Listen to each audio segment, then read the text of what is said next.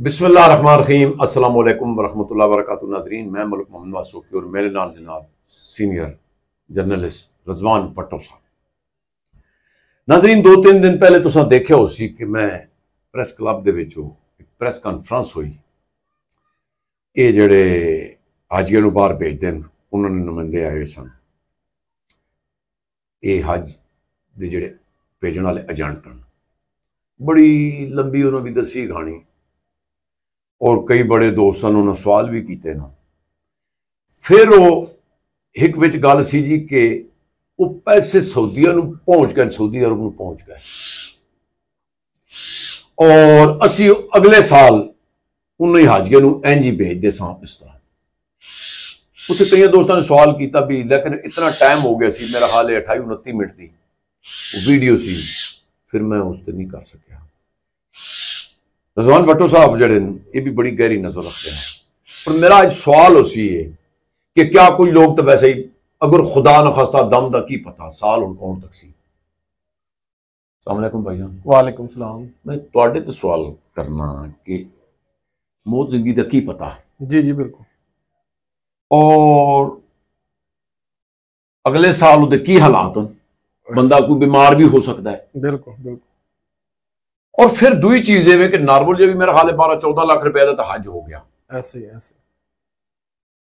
और ये पैसा जड़ा अगर वो ये चला जाता है, मतलब बैंक च इतना पैसा पिया रहा, मेरा सुना कि 95-97 अरब रुपया आम नॉर्मल हज जड़ा वो हो गया जी 14-15 लाख रुपए ना जेडे। लेकिन जेडे VIP लोग उन्होंने खसूसी सहूलतां लैनियां होंदियां जी जी उसका उन्होंने तो मैं सुना 40-50 लाख रुपए तक भी बनता है जी बिल्कुल।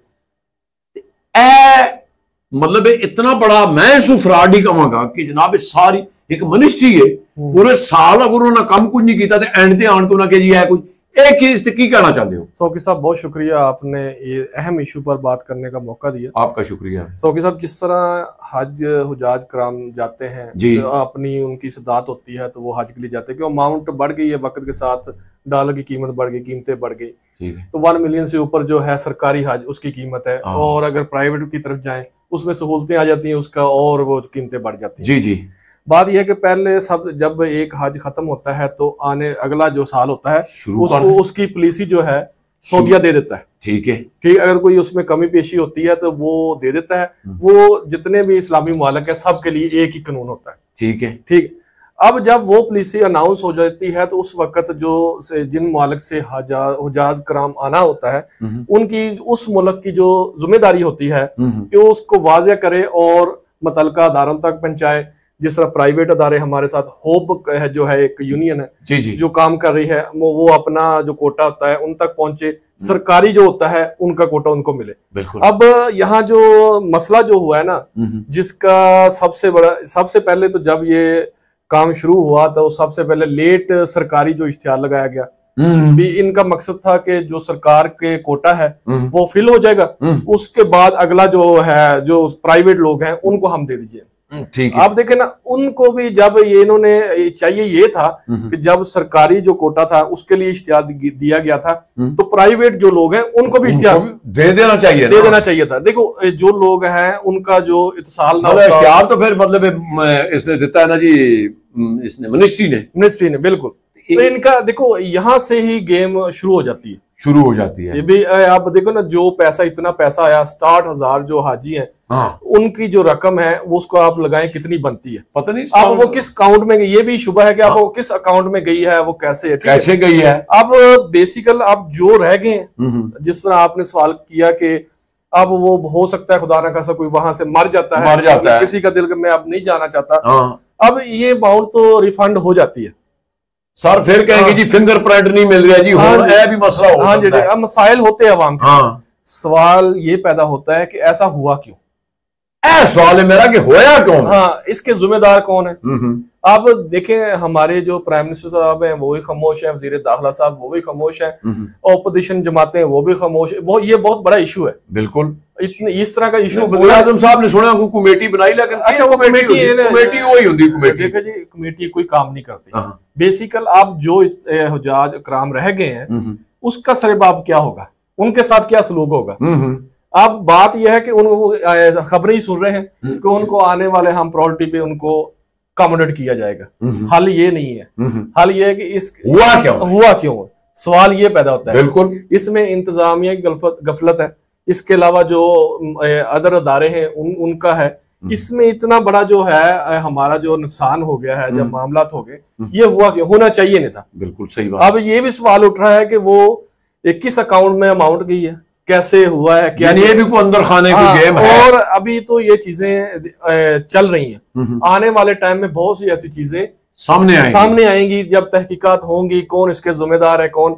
अब सरदार यूसुफ साहब हैं, वो बहुत अच्छे तरीके से उन्होंने पहले ही मैनेज किया, पर वो लेट आए।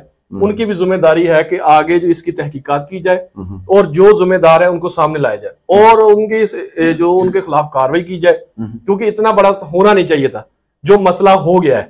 अब यह है कि जिस तरह ये कह रहे हैं कि उनकी अमाउंट रिफंड भी हो जाएगी, अब जितने इतने हुजाज कराम हैं उनके बहुत से लोग तो रिफंड कर लेंगे, वो कहेंगे अब पता नहीं आने वाले टाइम में हम हैं या नहीं।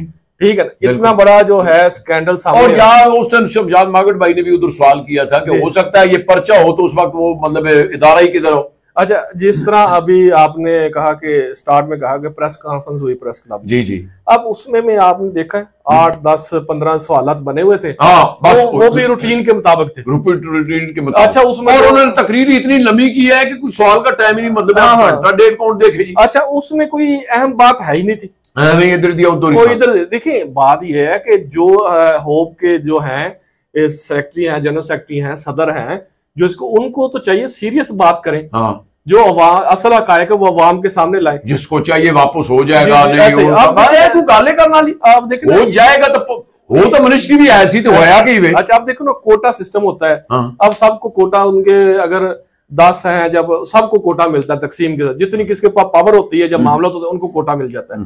अब मसला आपको पता है कहाँ खराब हुआ कि जब सरकारी हद का हदफ को कंप्लीट करने के लिए उन्होंने उसको लेट कर दिया, उसके बाद इतना टाइम नहीं था उसको रिकवर करते, चीजें करते। अब देखें ना, जो पॉलिसी है सऊदीया की है वो तो अटल है, उसकी रद्दोबदल नहीं हो सकती बाद में भी, अगर कोई रह जाए तो। अब वो कुछ भी नहीं हुआ। फिर हम उधर चलते हैं, जो सरकारी हज है उनके खाने पीने का क्या इंतजाम है, प्राइवेट जो लोग हर साल होते कई बार दस जी, मतलब रोने होने ना मुराद ही नहीं मिलनी है। अब इस दफा जो है गर्मी ज्यादा है, बहुत ज्यादा है, और इस दफा क्योंकि इनको थोड़ा सा क्योंकि नजदीक भी करना चाहिए था जो लोग आना चाहिए। अब जो सरकारी सुनने में ये आ रहा है कि उनकी रिहाइश नजदीक है सरकारियों की, अब प्राइवेट थोड़ा सा दूर हो गए। अब इस दफा गवर्नमेंट ने ये, चलो वहां जो बैठे हैं हमारी टीम, जो जत्था जिसे कहते हैं ना, पूरा मिशन बैठा हुआ है, पूरी टीम। अब इसके बदले आप देखें ना, इंडिया के जो वहां एक दो लोग हैं बस कमेटी के हैं, हमारे पूरे 15-20 लोग हैं, उनसे फिर भी कंट्रोल नहीं हो रहा। अब देखो ना, आप इंडिया की आप देख लें और पाकिस्तान की देख लें, और यहाँ 20-25 लोग हैं, तनख्वाहें भी ले रहे हैं, हालांकि इनका कोई काम नहीं है ऐसा। ये 2-3 महीने का वो प्रोसेस होता है, काम होता है, इसमें इतनी टीम रखने की क्या जरूरत है। अकोमोडेट भी किया जा रहा है, पैसा भी दिया जा रहा है, और गल भी कोई नहीं, और फिर ये कि काम भी प्रॉपर नहीं कर रहे। अगर काम करते तो फिर हमें भी चलो है ले रहे, कोई इशू नहीं। अगर टाइम पे आप बंदों को भी अकोमोडेट नहीं कर सके और आपके मामला भी ना हो, तो फिर इतनी टीम रखने का, वहां इतना बड़ा मिशन रखने का क्या फायदा है। ये भी एक सवालिया निशान है। मैनू भी ना तौर ते पता चलिया कि कई लोगों को इन्होंने कोई लैंड देन दे चक्कर में कोई लेट होया की होया। अच्छा देखो सोकी साहब, मैंने आपको बताया ना कि होप की तरफ से प्रेस कॉन्फ्रेंस की गई, मैं आप वहां मौजूद थे, वहां आपने सुनी, वो कह रहे हैं कि हाँ पूरे पाकिस्तान से नुमाइंदा जो लोग हैं हमारे आए हुए।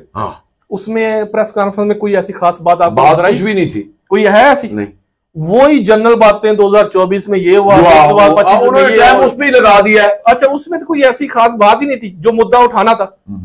वो जिनका भाई नुकसान हो गया, जो जा नहीं सके, अल्लाह के घर पहुंच नहीं सके, उनका नुकसान हो गया। मैं तो कहता हूँ भाईजान एंड हो गया जी, तो मैं अच्छा ये देखिए ना सोकी साहब, यही मसला है। अगर आपने प्रेस कॉन्फ्रेंस की थी तो वो 8-10 जो सवालात हैं, लेटर लगा देना, ये कर देना, उन्होंने पहले कापियां दे के वो लिखा पे। अच्छा, ये सारी मैनेज चीजें थी। आप देखो ना, अगर उनको इतना एहसास होता है कि अवाम का ख्याल होता है तो कोई ठोस बात करते, होप की तरफ से भी कोई ऐसी प्रेस रिलीज आती।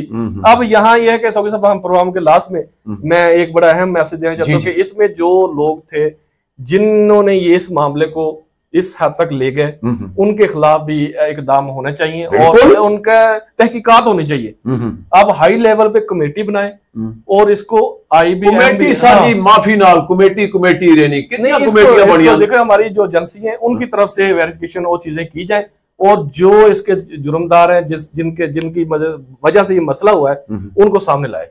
बहुत शुक्रिया है जी रिजवान भट्टो साहब। तो नाजरीन आपने सुनी है बातें, हमने बताई है, और देखो अगर ये पॉलिसी की है एक सब हैसियत औरत है लेकिन उम्र रसीदा ये देखना पैना कि इनू हज ते जाना चाहिए भी उत्थे भी कितना मसला बने। बिल्कुल। और अगर हाँ ओदी कोई बेटी बेटे ने दो नाल जा रहे ग्रुप च चलो तो उन्हें चुक लेना जी जी मतलब इतना भी ना नहीं पता ये तो पॉलिसियां तो इंज बन दिया ना। हाँ जी बिल्कुल। तो वैसा अगर अकेली हो जा रही है, आपने बड़ा अच्छा पॉइंट उठाया कि देखिए अब जिन हमें तो हज में हमें जवान जब हो उस वक्त जाना चाहिए, तो गर्मी भी देखे। हाँ जी, अब गर्मी की भी हालत है हमारा जो है, जब हम बुजुर्ग हो जाते हैं तो आप उस वक्त हज की तरफ रुजू करते हैं, नमाज भी उसे पढ़ लेने। तो हमें चाहिए कि हमें जब जवान हो ना उस वक्त जाएं क्योंकि वहाँ हाँ जी बड़ा कुछ करना मैं तो वैसे सरसरी गल की थी कि मतलब है जो पॉलिसी बना रहे हैं इतने बंदे भी उठे बैठे हुए हैं, ये पहले तकना जी हाँ जी अम्मा की उम्र कितनी 80 साल,